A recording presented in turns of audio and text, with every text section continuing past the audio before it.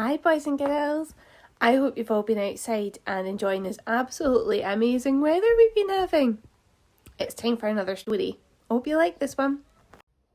Since there was a rocket launched into space on Saturday night, I thought we're going to have to go on a little space exploration.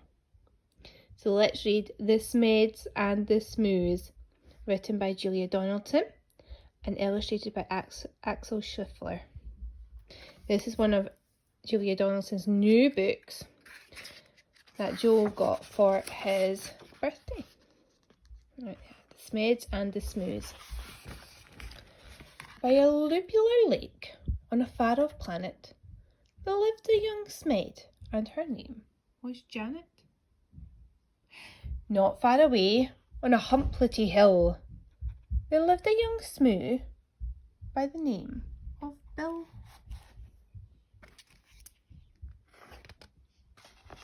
Janet, like all the Smeds, was red, and this is what her grandfather said. Never, never play with the Smoos. They sleep in holes, they wear strange shoes, they jump about like kangaroos. Never, never play with the Smoos. Bill, like the other Smoos, was blue, and these were the words of Grandmother Smoo. Never, never play with the Smeds. They have strange hair upon their heads. They sleep in funny little things called beds. Never, never play with the Smeds. The Smeds on their lake like nothing better than splashing about, getting wetter and wetter. But Janet grew bored with this watery play, and early one morning she tiptoed away. The Smoos jumped about on their humplety hill. They bounced up and down and never stood still. But Bill was beginning to think, this is boring. So early one morning, he set off exploring. Janet met Bill in the Workpiller woods, where the trockles grew tall and the glompom smelled good. The two rubbed antennae and played all day long. She told him a story. He sang her a song.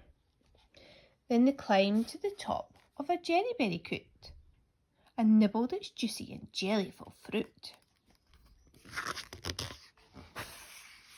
Till who should disturb them but Grandfather Smed? Shaking his fist, he angrily said, Never, never play with a Smoo. They're such a nasty shade of blue. For the 100th time I say to you, never, never play with a Smoo.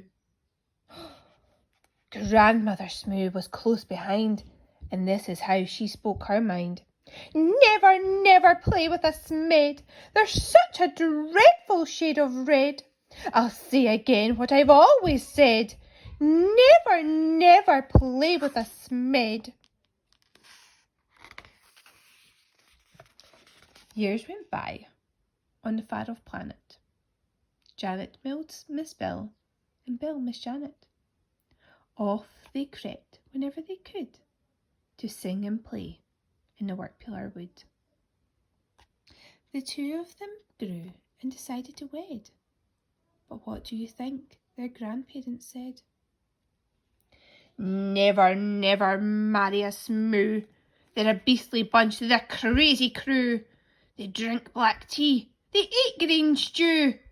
Never, never marry a Smoo. Never, never marry a Smed. My dearest child, are you off your head? They drink pink milk. They eat brown bread. Never, never marry a Smed. Janet and Bill stole out that night while their family slept and the squoon shone bright. They clambered into the Smed red rocket. Grandfather Smed had forgotten to lock it. Bill pressed the button and Janet steered. When their families woke, They had both disappeared.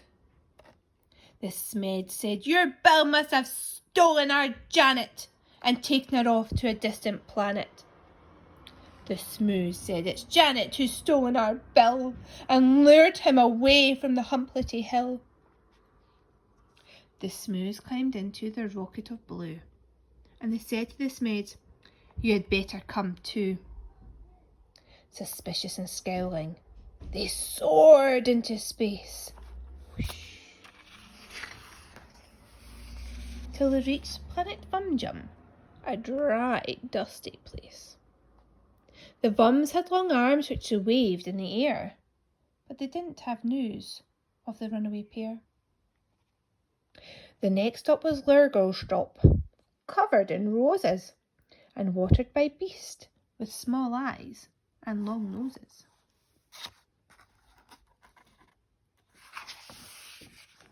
They touched down on Grimbletosh, coated in grime. Who's that, like? It's the Gruffalo. They searched in Planet Glurch and found nothing but slime. Ugh. One morning the Smoos found they'd run out of tea. So the Smeds shared their milk, which was as pink as could be. Then Grandfather Smed said, "My hair needs a trim," and Grandmother Smoo kindly cut it for him. These look like interesting animals, like unicorn giraffes. They landed on Schlop, where the Schloppies wore kilts. Then flew to Claboo, where the Clabs walked on stilts. They searched all year long, and they searched longer still, but they didn't find Janet, and they didn't find Bill. "Alas," said the Smoos, and the Smeds said, "Alack, we have failed in our quest. We had better turn back." So they turned and they flew home to their very own planet, and far down below them they saw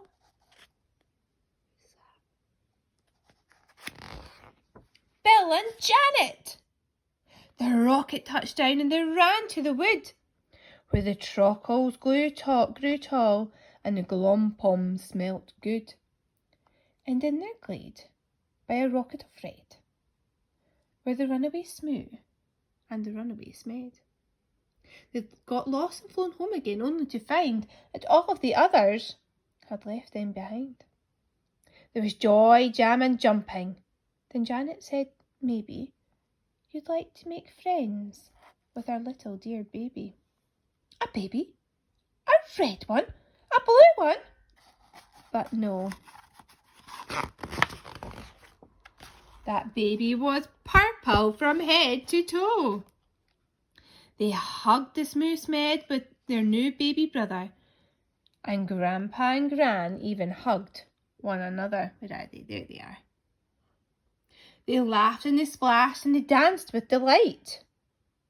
And they played with that baby from morning till night. They made him a rattle. They made him a flute. They fed him the fruit from the cherryberry coot.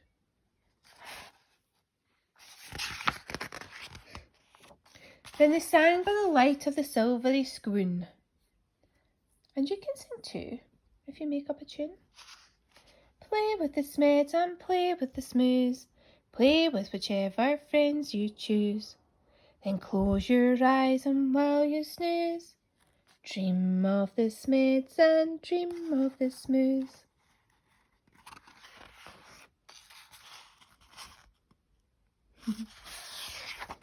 I really like that story. I hope you enjoyed that too.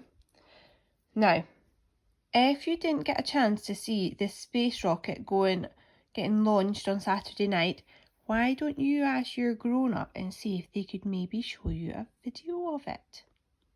See you next week. Bye!